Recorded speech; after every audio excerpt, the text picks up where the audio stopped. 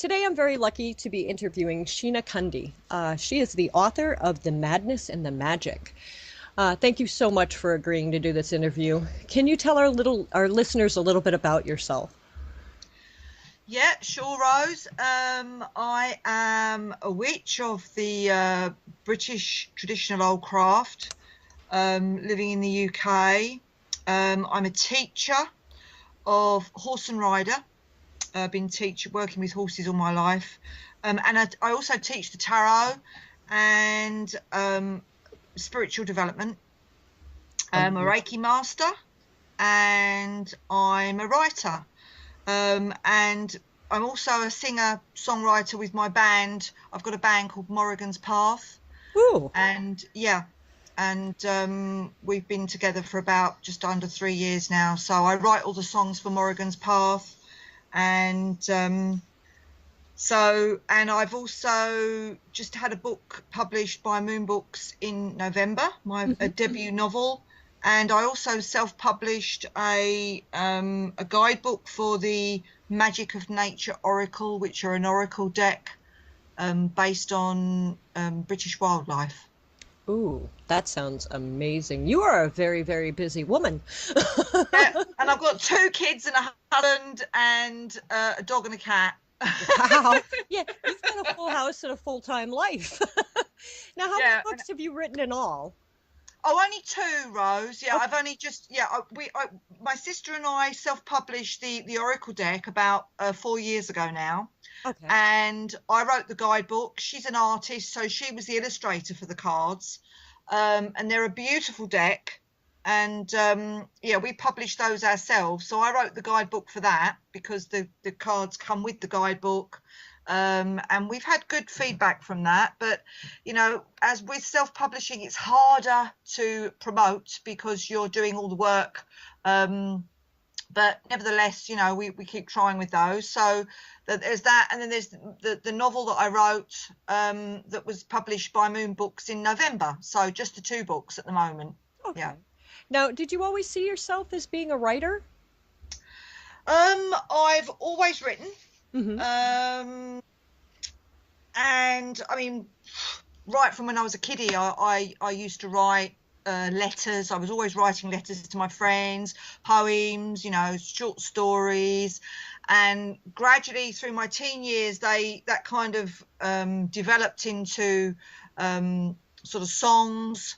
And then when I met my husband in my 30s, I mean, I got married quite late in life, but when I met my husband, and he'd been a musician all his life and in bands and everything, and those poems that I'd written earlier became songs, and we kind of formed our own band, and been doing that ever since. So, and I still write to my friends. I know we've got email and all that kind of thing now, but I still prefer to write a letter.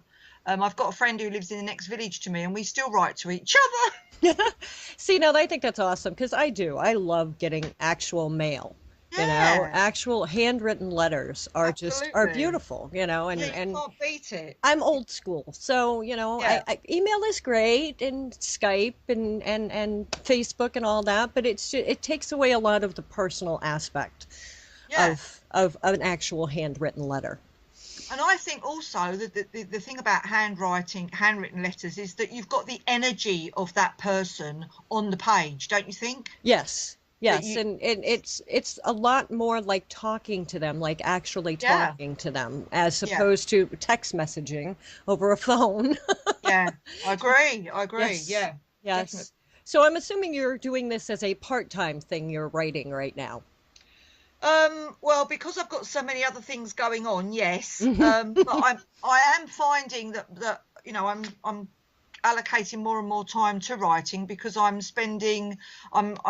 working on the sequel to the novel at the moment. So but I must admit the last week that's had to take that I've had to put that on the back burner because our dogs just had puppies. Oh. So we've got a litter of 7 puppies downstairs at the moment. So you have to Oh yes, you have to spend some time with them as well.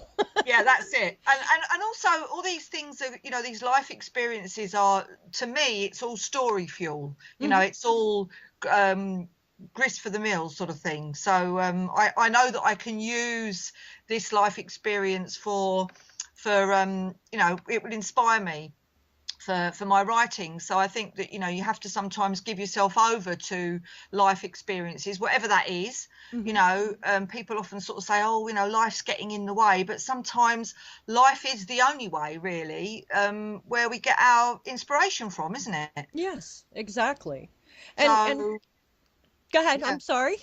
Oh, carry on. Yeah, carry on. So in this book, the madness and the magic, can you give us a little insight about the main character and the storyline and stuff? Yeah, the main character is a crazy menopausal witch called Minerva. Oh, it's a story about me. Great. Oh yeah. And basically, Rose, Minerva's on a mission to beat the dreaded menopausal disease, Mm, while her teenage daughter Rhiannon um, sort of faces up to the trials of a pregnancy that she wasn't quite expecting. mm, And the story kind of undulates between Minerva's ridiculous antics to snare the local guitar playing vicar, with tarot cards for guidance and brandy for confidence, mm. and Rhiannon's sort of emotional turmoil. And Rhiannon, the daughter, is very much into horses because obviously that's where my love of horses comes from. So I have to include horses in it. So a horse riding accident and many crazy spells later throw the mother and daughter into sort of a story of sort of tragedy and comedy. You know, it's a big cauldron of a mixture of all those things. But it's, you know, it's it's a light-hearted story, but there's shades of, you know, of real life sort of stuff going on as well. So it's magical realism, I suppose you'd call it. Witch it Ooh, I like that. is what we're calling it, yeah. Because and hope, you know, I'm the kind of first writer in the Moon books to be in this genre. So we're hoping that it's the beginning of a genre that's going to become popular, because there are quite a lot of people that are, you know, that are interested in writing stories about witches, modern witches in the modern day. Hmm. You know, it's not all about people, maids running along cliff tops in long sort of bell-sleeved velvet gowns, but it's more about witches that are, you know, magical realism for contemporary witches, you know, but ordinary people that are witches, like, you know, like you and I, Yes. and what happens to them. And you know, I mean, very much in my story, it was I suppose it's very much a semi-autobiographical, because I wrote it when I was going through the kind of perimenopause, Hmm. um, and it was a way of cheering myself up, really, and keeping myself out of prison. I understand that completely. I was always, when I was younger, I always thought that menopause was going to be great because I've always been a person who's always cold. So, you know, even 70-degree weather, I've got a sweater on. And I was like, great, menopause will hit and I'll be warm. No, no, no, no, no. No, those are not warm flashes. When they say hot flash, they're not kidding. It's like your body gets dropped into hell Yeah, and you're just left there pouring with sweat, which normally happens at night, to the point of where you have to change your sheets. yeah. I did not find it to be fun at all. Um, I'm not enjoying it. So yeah, I could see a book about menopause having a little bit of humor to it just to get through it. Oh, it's yeah. I mean, it was the only way that I could cope with it. It was my remedy, Hmm. really, because you know, I like you, I had a tough time. But the worst things for me was the fluctuations of moods. Oh You yes. know, the emotional roller coaster that it sends you on. Oh yes. I don't know how I managed to stay still married at the end of it. It's like when But we had our monthlies, you know, at least we knew for a yeah, week we were going to be yeah. crazy. With menopause, you don't have that. It doesn't give No, a hint. Oh, guess what? no. Next week you're going to go crazy and want chocolate. Oh no. No, no, no, no, no, no. Yeah.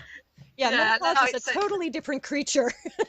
Yeah, so I decided that I would write a book on it because, and basically take the Mickey out of it, Hmm. So it's very, very tongue in cheek, but I had a lot of fun writing it because the Minerva as a character was great fun to work with. She because I used to be a drinker, but I'm not now. I've been teetotal for the last 3 years, but Minerva very much enjoys a bottle of brandy or two. So I kind of indulged what I don't do anymore. I indulged that in the writing about her, which was quite good fun. That's good. That's good. That Yeah, is yeah, yeah, definitely yeah, a way yeah. to stay So sober because you can still have the fun in yeah, writing.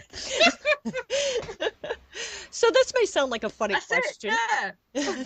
This may sound like a funny question, but why do you write? Why do I write? Hmm. I suppose I write because I it's a way of expressing my creativity, Hmm. and it's the best way, the best medium that I found of doing that over the years. Whether I'm doing it in a song, whether I'm doing it in a story, whether when I'm writing about sort of non-fiction spiritual things, it's a way that I can get out onto the page and express through words how I feel, and sharing that with others. Um, and I suppose I'm being a singer as well, I'm a performer. Hmm. So it's another way of, I like entertaining people, which was very much about writing the novel as well. It was, I wanted to cheer people up as well as cheer myself up. So, and also I think the more the older I get, the more I realize that I actually need to write, Hmm. because I find it very healing. It's a very cathartic sort of tool for me. Hmm. If I'm in a bad mood or whatever, like as I said with the book, I can get it all down on paper, um, and somehow that kind of, you let go of that excess emotions that you don't have to carry it around anymore because you put it on paper. Do you know what Hmm. I mean? Yes, self-therapy. It's It is therapeutic. very, yeah, it's very therapeutic. Yeah, that's exactly what it is. Yep, you Yeah. get it out of your head and then you don't have to worry about it anymore. That's it. Yeah. Hmm. Yep. Do Yeah. you ever get writer's block? Do I ever get writer's block? Yeah, I don't know. It depends what you call. Not really. Hmm. I think that if you're disciplined enough, and I try to be, then sometimes even if I sit my bum down in the chair and I think, right, okay, I'm writing for the next sort of couple of hours, Hmm. and on some days I might have the same sort of the muse might not visit me in the same way that it visits me on other days, and I don't feel quite as inspired, but I still plow ahead and do something. Um, uh, I suppose it depends what you call writer's block, really. But I think that sometimes you do need to stop. Like, for example, at the moment with sort of things going on in the house here at home, I've stopped writing for a couple, and I will do for a few weeks until these puppies are sorted out and they go. Hmm. I can't really get the focus in my head to carry on with my story, my sequel, until that's done. Hmm. But I also think that sometimes we need, inspiration is a bit like having, money in the bank. It's Yes. the same thing with inspiration. Sometimes you run out, and you need to top that up Hmm. with living a little bit, with experiencing different things. And I think that as writers, we shouldn't feel guilty about sometimes stopping what we're doing and putting things on the back boiler in order to top up that inspiration bank, so that we've got plenty, because we need to keep doing that. We need to, we work in cycles, and I think sometimes just to drive yourself hard into the ground continually, well, it doesn't work for me anyway. It just doesn't work for me. Right. So I think you have to go with your cycles of life, and being a witch as well, I think I'm pretty in tune with those cycles around me, Hmm. and getting more and more in tune with the cycles that are inside of me. So I try and work with that as much as I can. That's good. Now, do you Yeah. write when you do your book? Do you write longhand? Do you use a typewriter, a computer? I suppose I make a few notes in longhand first of all, get my ideas down. But I find that I'm such a messy writer, and it all gets so confusing after a while that I think, oh my God, I'm going to have to get this down. Or, I have to get my laptop out and just start working on the computer. So I don't do an awful lot of writing in longhand. No, I'm pretty much straight on the laptop and get going. But with a few notes, to help me. Now, do you do a lot of research when you write a book? Um, Research.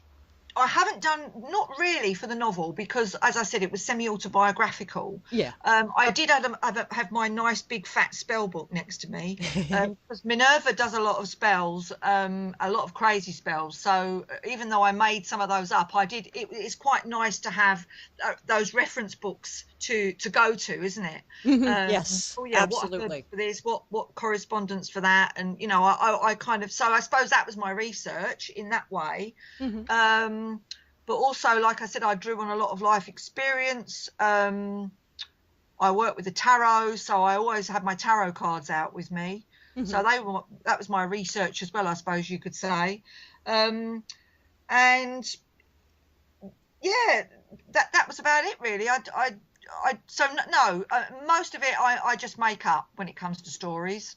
Yeah, well, that's the fun part of fiction too. Yeah, of course It doesn't have to be, right on no, and perfect. that's why I like writing stories, because as a writer it gives you much more freedom. Exactly. There aren't Now, any rules. yes. Now, do you do your own editing?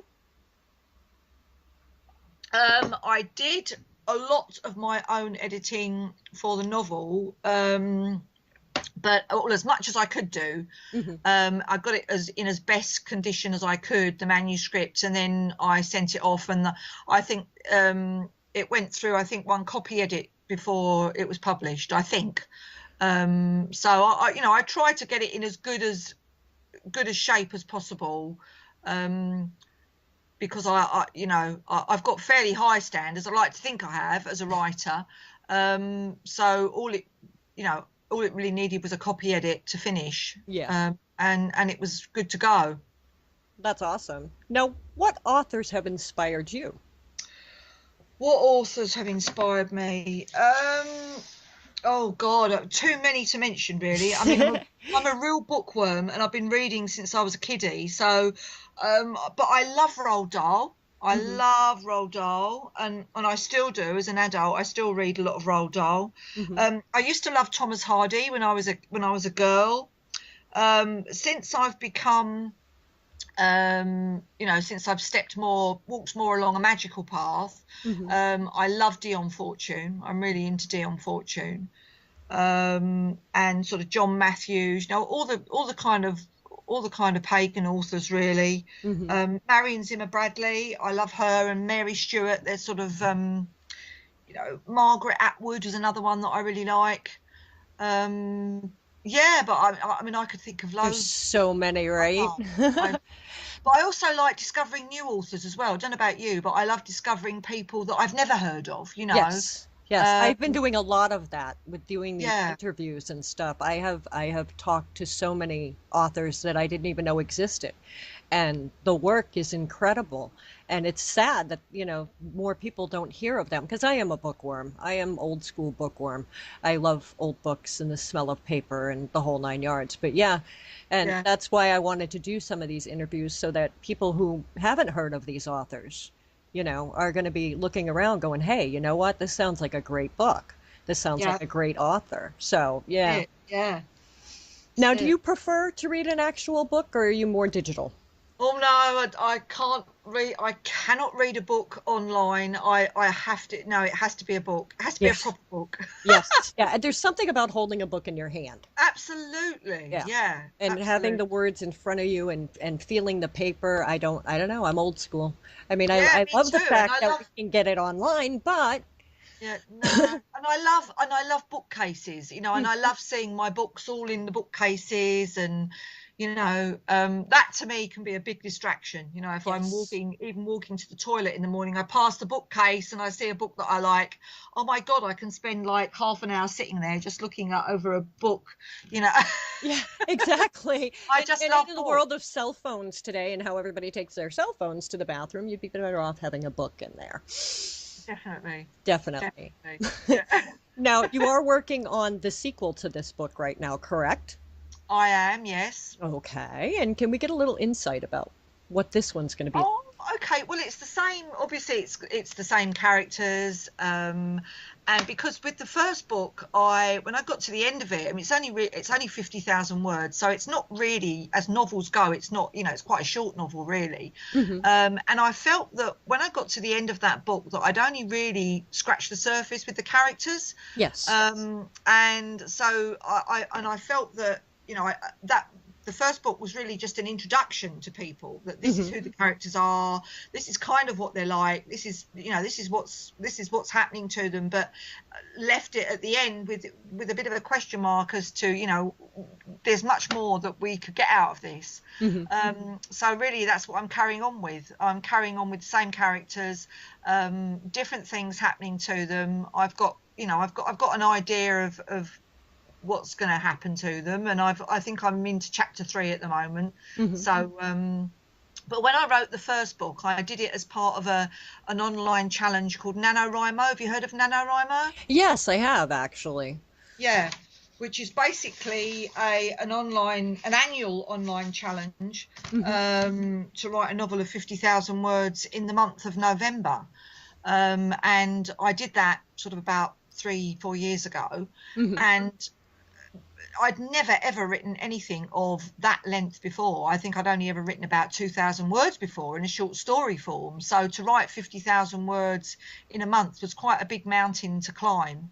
But and to write it in 30 days, you've got to sit down and write 2,000 words a day, Hmm. and without editing. The only way to do it is just to get it down and not even read it back, and just get on with it, just plow through it. Hmm. And I realized that actually I could do it, and I did do it. And but it's a real discipline. Hmm. And I'm not doing that with this one. I'm, like I said, my dog's just had puppies, so now I've got to put that on the back burner. And sometimes I think, oh, perhaps I should have just did it in a month like I did the last one, but it looks like this second one's not going to be, I'm not going to write it the same way. So who knows how long it's going to take me.